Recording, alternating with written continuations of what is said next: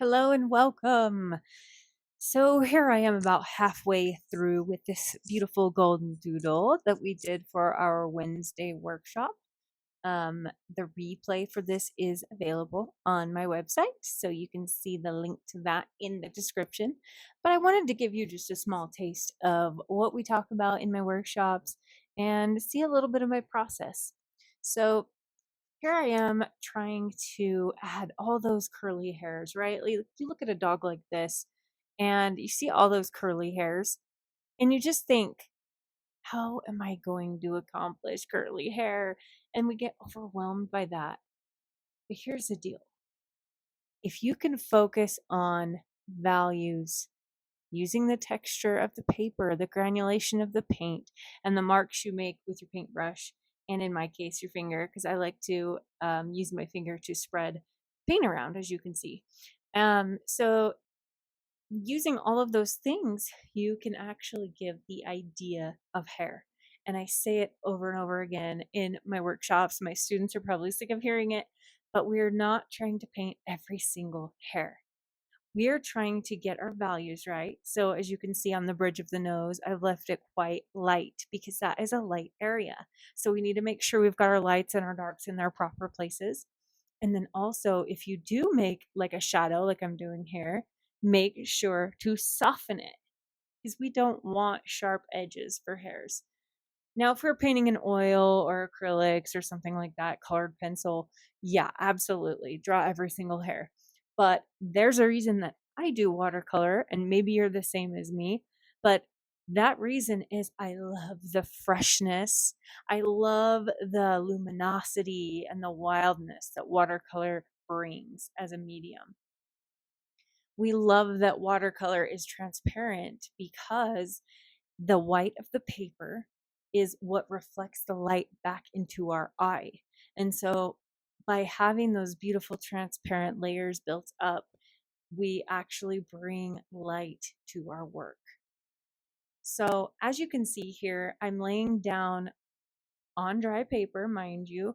I'm laying down some shadows and some darks and defining a couple of hairs, and then I'll clean my brush and I'll mess it up. I just kind of take my damp brush. It's not dripping. I always dab the drip off on a cloth, and then I go in with my damp brush and I just mess it up. I'll use my finger, as you can see here, to just kind of smudge it around. I don't want it to be perfect. I will even use my finger as a stamp, as you will see. So let's say on a dog's muzzle, they've got those little spots. I will do like a couple dots with my paintbrush, and then I'll take my finger and use it as a stamp. So like that's what I'm doing right here, is all those little curly hairs right there on the forehead. I'm trying to give the idea of those hairs. I'm using the shape of my brush. I'm using all kinds of different ways to achieve the look of curly hair without painting every single hair. I actually have a lot of fun with this. I think I enjoyed this more than I do dogs with short hair.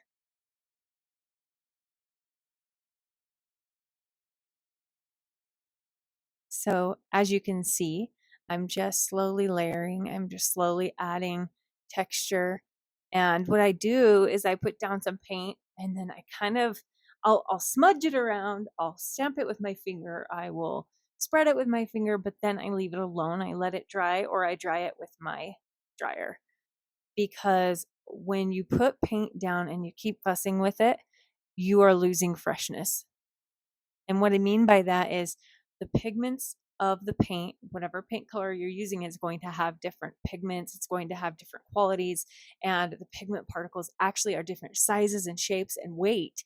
And they like to sink down and settle into the texture of the paper. And when we keep pushing those around over and over and over again, they're not allowed to settle naturally. Same thing with using a dryer to dry it. Now, I say that very carefully because in my workshops, I do use my blow dryer or my heat tool quite often because of the fact that we only have 2 hours to accomplish this. So we've got to work fast. But at home, when I'm working and I'm not on a timeline or a deadline, I will try to let things dry naturally as possible. And here I am just adding those little layers on the bridge of the nose there.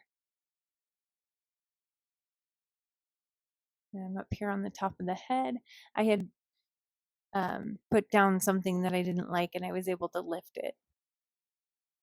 And now I'm just using the tip of the brush to add some more hairs. And I'm painting the shadows. I'm painting in a negative painting effect. So I'm not painting the hairs themselves because they're light colored. I am painting the shadows and the areas between and around the hairs. And here I am using the shape of the brush to help me out. And you can see that my brush is almost completely vertical. And then I switched to this dagger brush.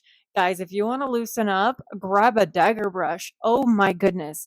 This was my first time actually using it on a pet portrait just for fun.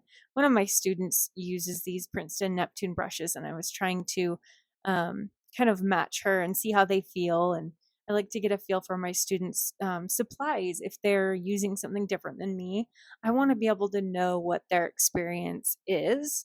And so I've been playing around with this silly brush, and yeah, totally helps me to loosen up.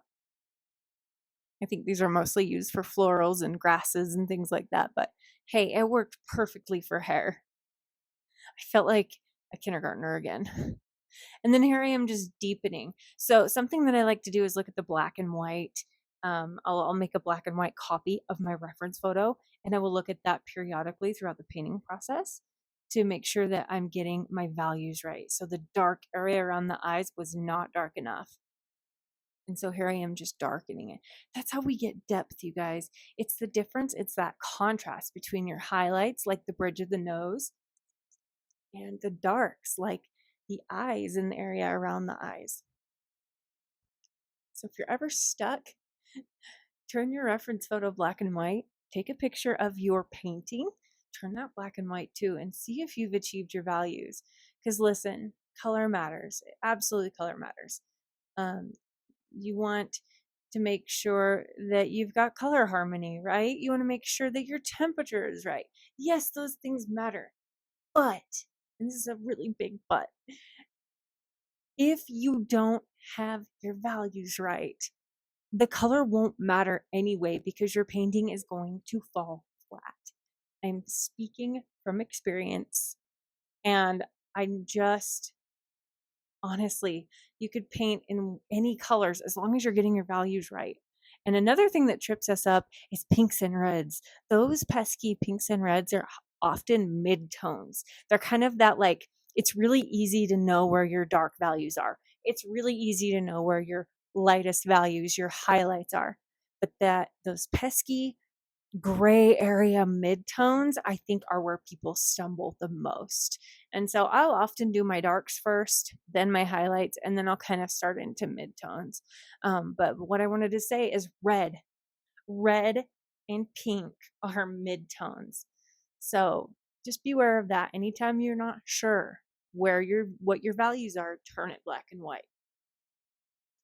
Okay, so you saw me do some splatter. And one little tip for splatter is not only do I cover the part of the painting I don't want splattered, obviously, like the focal point, I don't want the tongue and the nose and the face to have splatter, but I will cover that up and then I will do my splatter. I'll usually pick two different colors for splatter because it just gives the most beautiful, I don't know, depth to it. And then I don't leave the splatter alone. I will usually take a damp brush and kind of play with it and just like smudge it up a little bit. And what I'm doing here is that chin disappears. Even on the reference photo, this poor dog's chin just disappears into its chest hair. And so that is the weirdest sentence I've ever said. Anyway, so that chin disappears. And so what I was trying to do is darken. Anytime you want something to come forward and show depth, you darken behind it. So what I was trying to do was darken the chest area so that that chin could look like it was just sitting further out a little bit. And then as I move on, I'm just darkening areas between hairs. I'm going to keep adding depth. And boy, adding those darks there really made it pop, didn't it? I had so much fun painting this. So in my workshops, we always name the animal that we're doing. And once in a while, I'll name it myself before the workshop. But this time I didn't have a name. And so we'll decide if it's a boy or a girl and kind of as a group come up with a name. And we totally forgot in this workshop. I said it in the beginning and then we just got so into painting that we forgot to name this poor baby. So one of my students named him Butters. I love it. That was the cutest name ever. Ironically, she's a chef, so she named the dog Butters. I don't know if that has anything to do with it, but I freaking love it. So thank you, Gwen. Honestly, there's just something about painting in a group with other people over Zoom that like I wouldn't trade in for anything. And yes, I do offer these workshops on replay.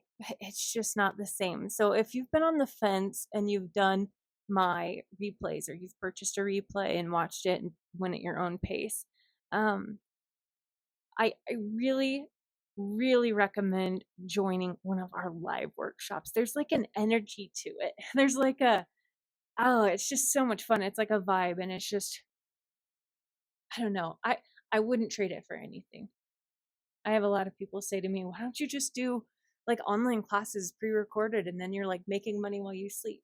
That sounds great. And I will do that down the road. But I just feel called to do these live one-on-one online workshops where I kind of invite people into my studio and we hang out and we laugh and I make stupid jokes. And oh my gosh, it's just too much fun. Anyway, back to the painting. Meanwhile, back at the ranch, that's what my ninth grade science teacher used to say all the time, and it just stuck with me. Anyway, so yeah, I'm just layering, layering, layering.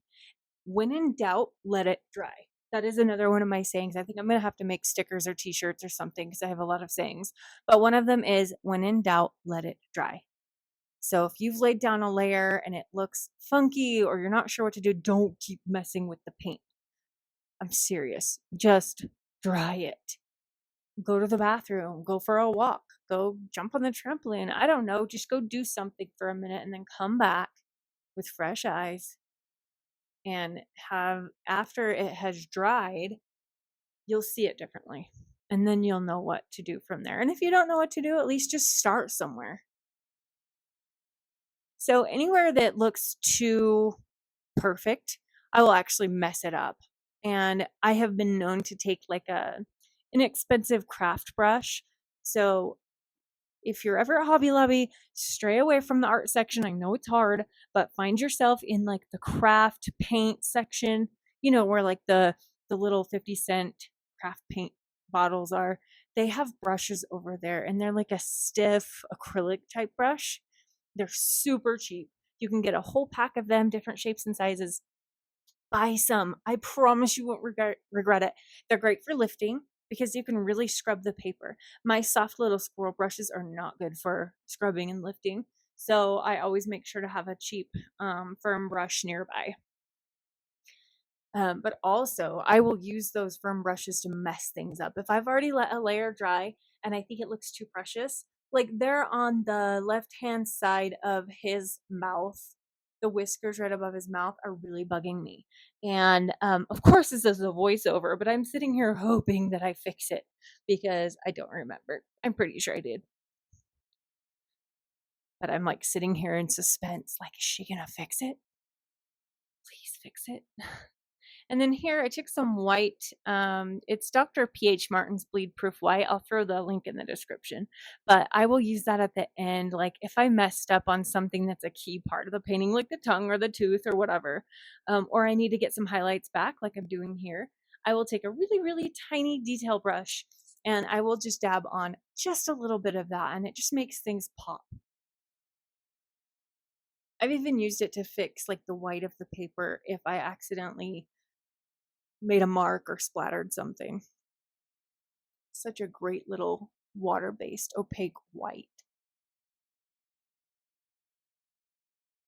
So that's exactly what I'm doing here. and time to sign it.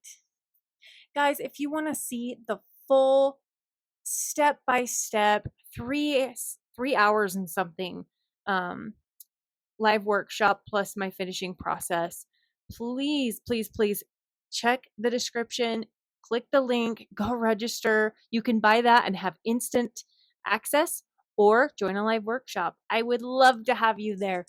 Okay, love you, bye.